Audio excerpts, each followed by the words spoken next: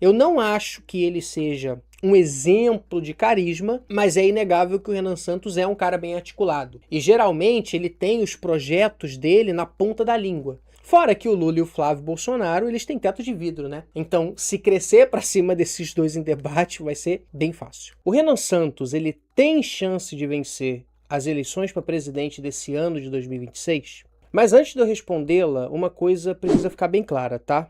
Essa aqui vai ser uma análise fria, ou seja, eu vou deixar a minha ideologia de lado, eu vou deixar as minhas críticas ao MBL de lado e eu vou me focar exclusivamente em discutir o cenário eleitoral que está posto até o momento e como o Renan Santos vem articulando a sua pré-campanha para daí dizer se existe alguma possibilidade no horizonte do Renan se tornar presidente da República. A candidatura do Renan não é, de maneira nenhuma, uma candidatura irrelevante. Eu vejo tanto parte da esquerda como da direita tentando emplacar essa narrativa de que o Renan ele seria um candidato irrelevante nessa disputa, mas isso definitivamente não é verdade. O Renan já demonstrou que possui capacidade real para ultrapassar políticos que já são bem conhecidos, como o Romeu Zema e o Caiado, tá? Ele vem se tornando cada vez mais uma figura muito relevante entre os jovens e dá para dizer com segurança que o Renan está criando um espaço próprio dentro da direita brasileira. Ou seja, ao meu ver, tudo indica que a grande novidade eleitoral dessas eleições vai ser o Renan Santos. Porém, existe uma distância enorme entre se tornar uma novidade eleitoral e se tornar de fato um candidato competitivo. Tratar o Renan como se ele já fosse um grande candidato competitivo é exatamente o que a base precisa fazer, independente disso ser verdade ou não, tá? Por quê? Porque isso ajuda a inflar a pré-campanha. Então, nesse sentido, eu acho que o papel da militância do MBL e dos seus principais dirigentes tem sido muito eficiente. Só que fazer isso por si só não vai garantir a eleição, tá? Agora, com certeza, se você faz isso de forma eficiente, como o MBL vem fazendo, isso pode te garantir uma campanha política bem-sucedida. E esse é um ponto que precisa ficar bem claro. Uma eleição não se trata só de ser eleito ou não. Você pode muito bem perder uma eleição e sair dela com um enorme ganho de capital político. O Ciro é um ótimo exemplo disso. Tudo, até o momento, me indica de forma muito clara que o Partido Missão caminha para ganhar um enorme capital político nessas eleições. Só que nem tudo é flor, tá? A candidatura do Renan está lidando com limites bastante específicos, como, por exemplo, a viabilidade financeira da campanha. O Partido Missão foi recém-criado e, por isso, a fatia que ele vai levar do fundão eleitoral vai ser minúscula comparada com a fatia de outros partidos bem estabelecidos. Por exemplo, o PL vai receber mais de 800 milhões de fundão eleitoral. Ele é o topo da lista, tá? O PT vai receber mais de 600 milhões. O PSD do Caiado vai receber mais de 420 milhões, enquanto que o Missão vai receber um pouco mais de 3 milhões de reais. Então, o Renan, ele parte de uma estrutura de disputa que é absolutamente desigual e que vai dificultar bastante a projeção da sua campanha. É claro que o fundão em si não é o que define o resultado da eleição, porque se fosse assim o Bolsonaro jamais teria sido eleito em 2018. Mas até comparado com a situação do Bolsonaro em 2018, a do Renan é ruim. Porque o Bolsonaro teve acesso a cotas de repasse do fundo partidário e o PSL em si, que foi o partido pelo qual o Bolsonaro se elegeu na época, recebeu mais de 9 milhões de fundo eleitoral. Ou seja, quase 3 vezes mais do que o Missão vai receber nessas eleições. É preciso observar que o cenário de 2018 e o cenário de 2026 são radicalmente diferentes. Apesar da nossa economia estar cheia de problema, ela não pode ser comparada com a grande crise do governo Dilma. E o principal, não existe um vácuo político grande o suficiente que seja capaz de absorver a insatisfação das pessoas que existe hoje. Tem o espaço de disputa, tá? Só que esse espaço de disputa hoje é muito mais limitado do que era em 2018. E a gente vê isso refletido nas pesquisas eleitorais. porque nas 3 pesquisas nacionais mais recentes, o Renan Santos apareceu com resultados diferentes. Na pesquisa Alfa Inteligência, que foi divulgado em 11 de junho, ele registrou 2% das intenções de votos. Na Quest, divulgada no dia 10, ele apareceu com 3%. Na Gap, do dia 9, ele obteve 4% de intenção de votos no cenário estimulado, tá? Porque na pesquisa espontânea ele só obteve 3%. Pouco antes, entretanto, o Renan havia sim alcançado resultados melhores. A Real Time Big Data, divulgada em 1º de junho, mostrou o Renan com 6%. Na Atlas Intel de maio, ele chegou a 6,9%, ocupando a 3ª posição, aparecendo à frente do Romeu Zema. Mas o que isso tudo significa? Significa que o Renan está oscilando entre 2% e 7%, a depender do instituto de pesquisa, a depender da metodologia usada, a depender da composição da amostra e a depender também dos candidatos que estão incluídos na pesquisa. Ou seja, categoricamente, não existe até agora, com base em todas as pesquisas disponíveis, uma subida linear e incontestável do Renan Santos. Tá? A ideia de que ele está consolidado com 7%, chegando a quase 10%, tá? É uma ideia que não é sustentável pelos dados. O que a gente consegue dizer é que o Renan ele demonstrou uma capacidade de atingir esse patamar, de atingir os 7%. Tá? E isso, na minha opinião, já é excelente. E isso já coloca ele como um dos candidatos mais competitivos quando a gente exclui o Lula e o Flávio Bolsonaro do balaio. Quando a gente pensa em uma candidatura verdadeiramente competitiva, a gente tem que observar 2 coisas. Se ela está apresentando crescimento e se ela também está apresentando consistência. O Renan ele já demonstrou inegavelmente que tem a capacidade de crescer. Tanto é que ele cresceu em pesquisa. Tá? Só que ele ainda não demonstrou a capacidade de manter um crescimento consistente, baseado nas pesquisas. Em algumas pesquisas, ele já está aparecendo em 3º lugar.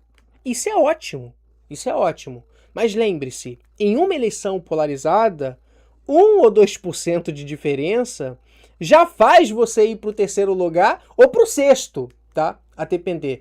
Então, fora da polarização, o Renan ele é um candidato competitivo.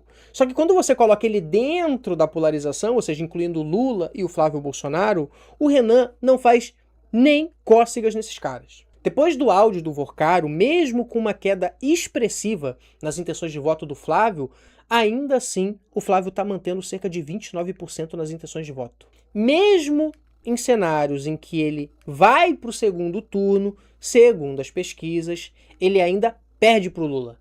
Tanto na Quest quanto na Real Time, o Lula vence com cerca de 45% dos votos, enquanto o Renan Santos perde com cerca de 30%. Esse é um dado que eu acho muito interessante, tá? Mas vejam que o Renan ele ainda está ficando muito atrás. Eu acho que, apesar dos limites, o Renan ele ainda tem um bom espaço para poder crescer. E nesse sentido, a sua pré-campanha vem sendo bastante eficiente. E aí eu cito alguns motivos aqui. Em primeiro lugar, o MBL, pelo menos no seu discurso, se coloca como uma força antipetista, antibolsonarista e anticentrão. E se reivindica ao mesmo tempo como um movimento político explicitamente de direita. E isso dá um lugar único para o MBL. Porque fora ele, todo o resto da direita brasileira está tentando absorver o espólio bolsonarista a partir do apoio ao bolsonarismo. Isso, na minha opinião, garante uma identidade para o Missão e para o Renan Santos. Uma identidade que um Romeu Zema da vida nunca vai conseguir ter.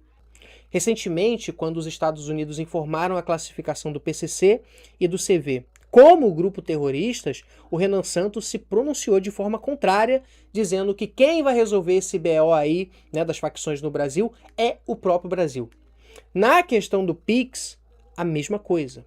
Enquanto que o bolsonarismo sempre abre as pernas sem pestanejar para qualquer coisa que sai lá de Washington.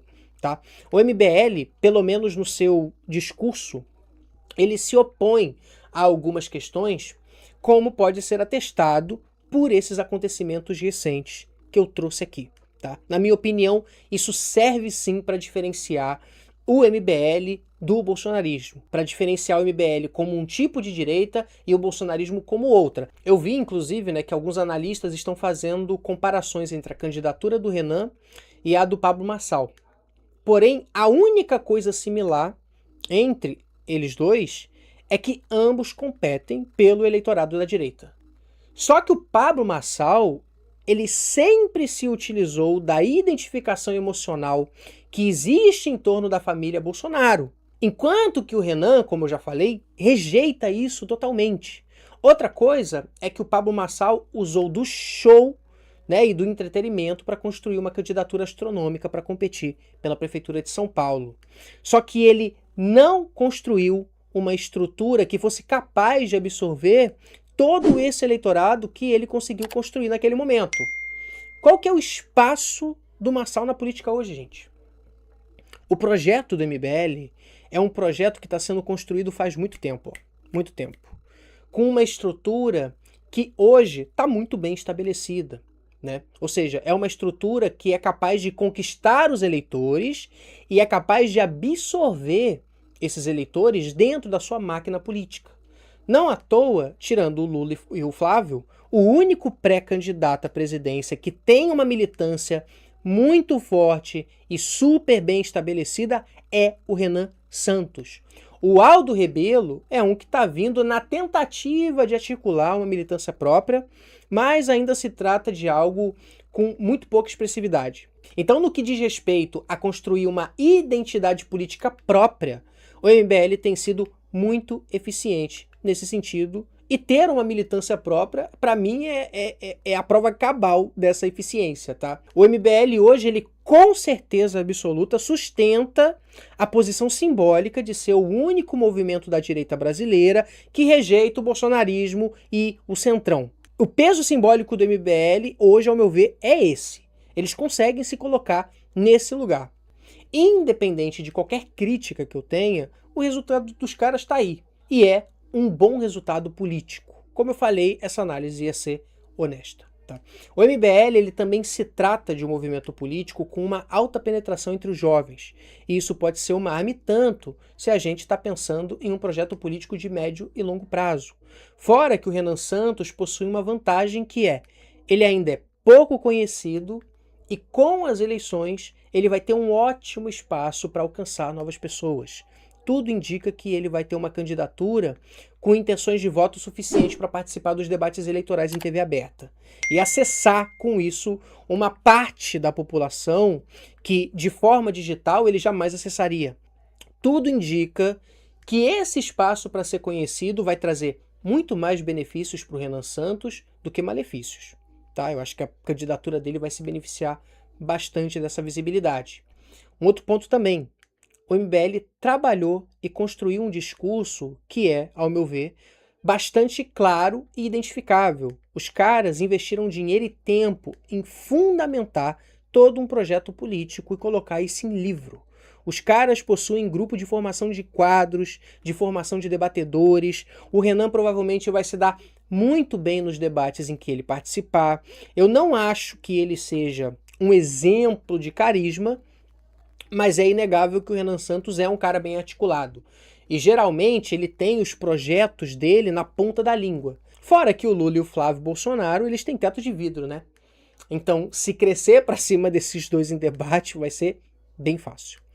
Outra vantagem muito clara do Renan é que, apesar dos outros candidatos como o Zema e o Caiado terem estruturas eleitorais mais bem estabelecidas, eles ainda não demonstram força para se tornar candidatos populares nacionalmente. Enquanto que o Renan, ele, ao meu ver, ele já demonstra essa força. Tá? Mesmo que seja de forma tímida, claro, porque ele ainda é pouco conhecido. Mas eu acho que já dá ali para visualizar, sim, uma força política capaz de abranger um eleitorado nacional. E cada merda feita pelos bolsonaristas será um espaço a mais para o Renan Santos disputar o seu eleitorado. Mas mesmo assim, com tudo isso, o bolsonarismo ainda tem uma margem de pelo menos 20% do eleitorado nacional que não vai largar o bolsonarismo nem se o Bolsonaro cagar na cabeça deles. Nessas eleições, e isso está, ao meu ver, fora de cogitação, tá? Essa é uma base que o bolsonarismo não perde.